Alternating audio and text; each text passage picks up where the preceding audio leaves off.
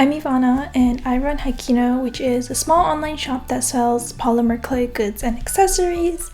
And I have a bit of a confession to make, and that is polymer clay wasn't always my medium of choice. I have referenced in a couple previous videos on my past in illustration, but I've never really sat down and talked about it until today. So we will be talking about how I made these stickers. So I did illustration for many years before doing polymer clay, like I've always drawn growing up. I did both drawing in colored pencils and painting, mostly in watercolors. And I did that for many years on and off, and I even had a little dream of selling my art as either greeting cards or little sticker sheets. I loved collecting stationery ever since I was a kid, so I've always really wanted to sell my art as stationery and just see my art in different contexts that wasn't in a sketchbook or on a piece of paper. But I put it off at that point, scared of how much it would cost me to start a small business. And in 2020, I finally bought an iPad, which is something I had dreamed about for a really long time. I had always wanted to draw digitally, and I finally got the chance to learn how to draw digitally. It was a very difficult transition for me as someone who had drawn traditionally for so many years. I put a lot of heavy expectations on my illustrations because I feel like I wanted them to turn out at the same level as my traditional illustrations did, but I was a beginner at digital art, so obviously they were not turning out that great. But I slowly learned and kind of developed my own style in digital art, and I saw my peers starting to sell their art and was inspired to do so myself, but couldn't really find the courage to do so. I had a pretty small audience at that point and was scared that no one would buy my art. I was also struggling with my art style. I wanted to have a consistent art style to build an audience, but also really struggled to stick to a certain art style. I tend to like drawing in a lot of different ways, and I just found it really hard to stick to one art style. So I kind of had an on and off relationship with illustration and drawing. I tried a lot of different things, took a lot of breaks. In between, I did dabble in polymer clay art, and this is where I started picking up polymer clay art, which is strangely how we end up with Haikino. One of the reasons why I struggled to sell my illustration art was that I didn't really have a clear vision, since I also didn't have a very clear art style. I was having a hard time tying my personal art to a brand like that, but with Haikino, I had a very clear vision for what I wanted to create with polymer clay. So while I didn't think my illustrations were good enough to sell, for some reason I thought my rough polymer clay art was. And as I was creating for Haikino, I just kept feeling inspired to make paper goods. I had a lot of ideas for paper goods, even in some of my earlier sketches for Haikino. Before I'd even chosen a brand name, I actually had drawn up sketches of sticker sheet ideas I already had. So that is how we end up here.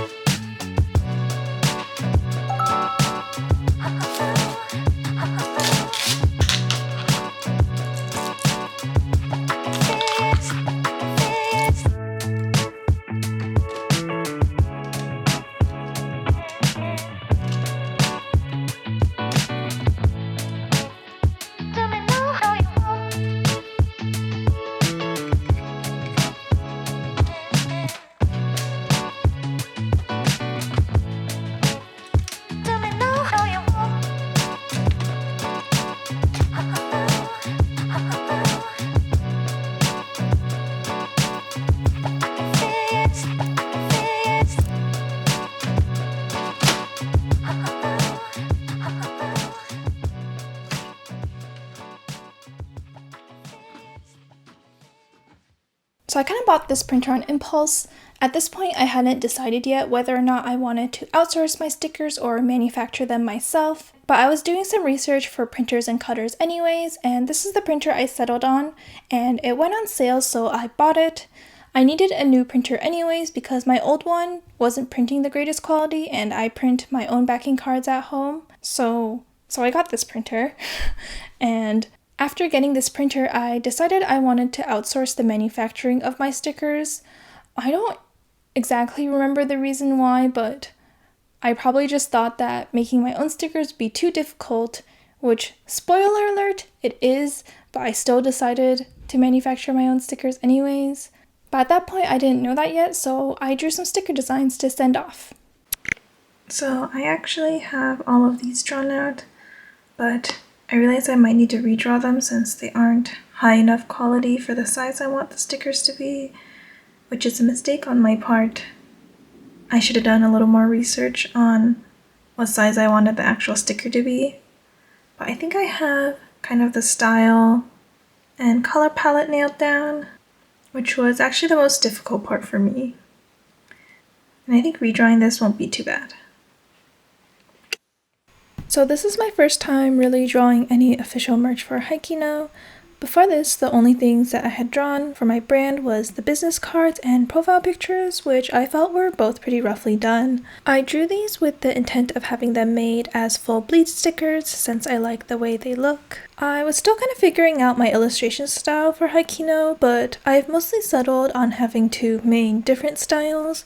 One in this style you are currently seeing with flat colors and shading, and another one that uses pencil and watercolor brushes to create a more hand-drawn look. And I think both styles have their own unique charms, and I don't necessarily have to stick to one style of illustration for my brand. I realize that I can have multiple ones as long as I kind of stick to the same shape language and color palettes. I finished redrawing a pancake sticker, and I realize it probably looks exactly the same, but it is much higher quality now. So hopefully this is high enough quality to print as a sticker now, the size I wanted to. And let's try uploading it.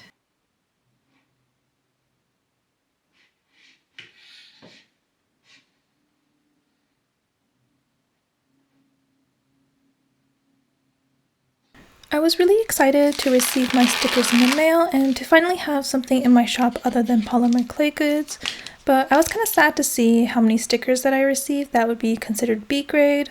A lot of them had like smudges or marks on them, but otherwise I was quite satisfied with the quality. Luckily, when I reached out to customer service, they produced and shipped me new stickers very quickly, and I had listed these stickers alongside my summer shop update since I had them ready, and at this point I thought that sticker sheets were something of my far distant future.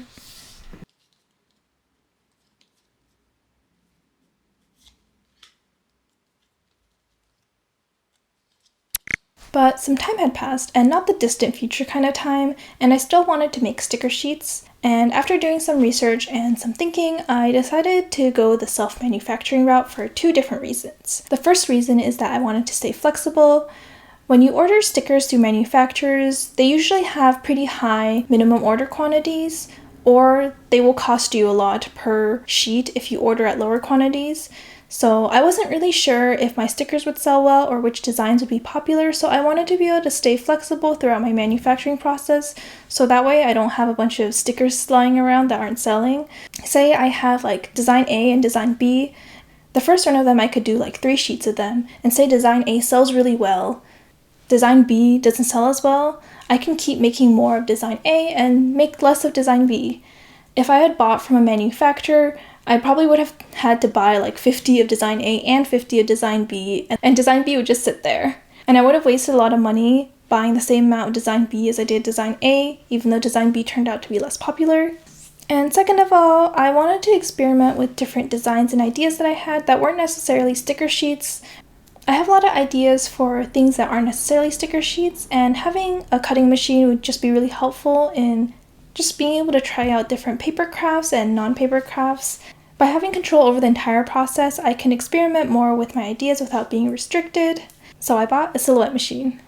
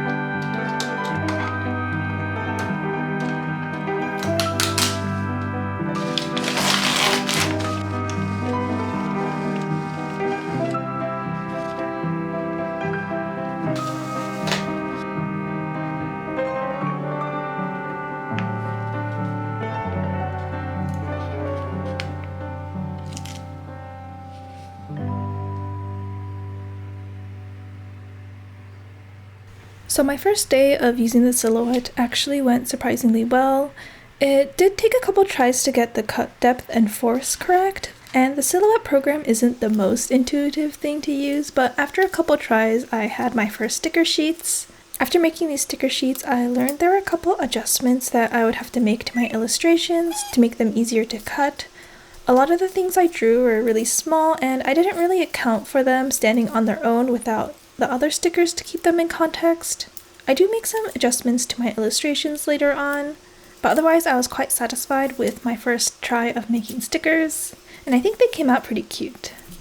And here I'm just sticking them into my planner individually just so I can check how they look without the backing, and kind of just to test the stickiness of the sticker paper I was using. And one thing that I wanted to point out was that I did make all of the title pieces of my sticker sheets also stickers.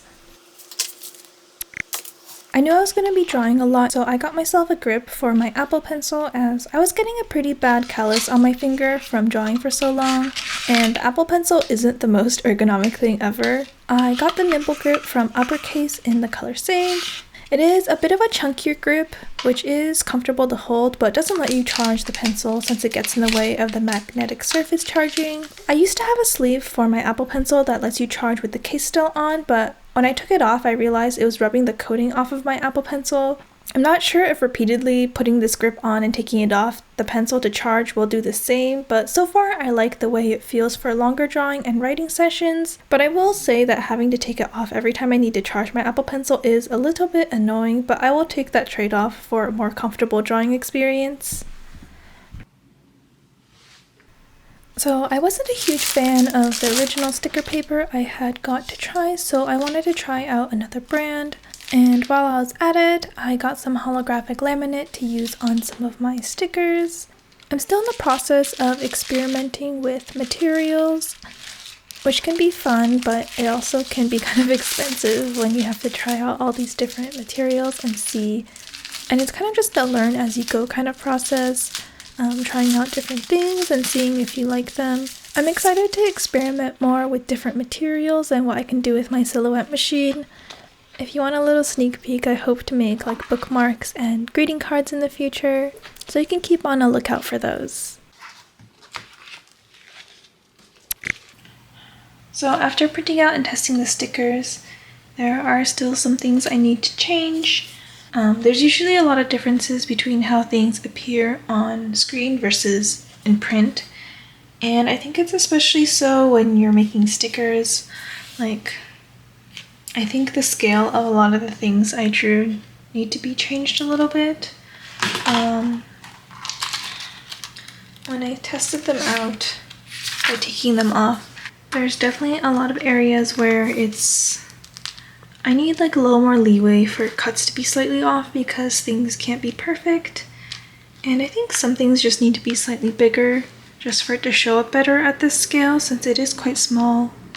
So I'm going to be making some changes in my illustration and then trying more test prints.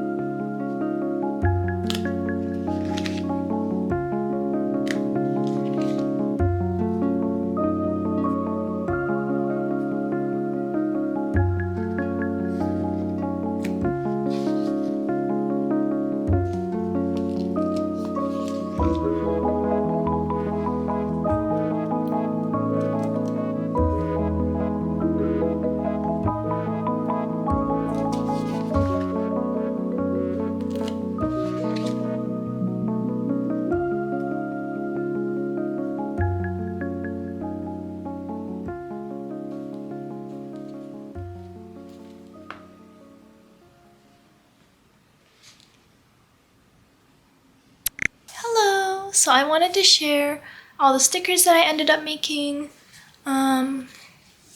So I made 3 different sticker sheets, and I don't know how I should introduce this.